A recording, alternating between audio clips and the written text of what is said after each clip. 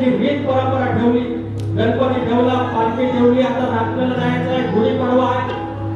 या सगळ्या रीत परंपरा जपणारा हा प्रकरणाचा मुलगा मुंबईवरून गावाला आईला फोन केला आहे. काही असू दे, आपली परिस्थिती गरीब असू दे, पण आपला गणेशाचा उत्सव, गणपती बाप्पाचा उत्सव हा धूम धडाक्यात झाला पाहिजे.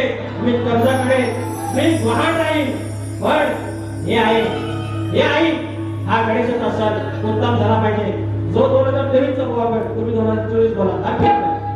विचार हा किती आहे मी काही नाही बरं, देणारा आहे आपला लपो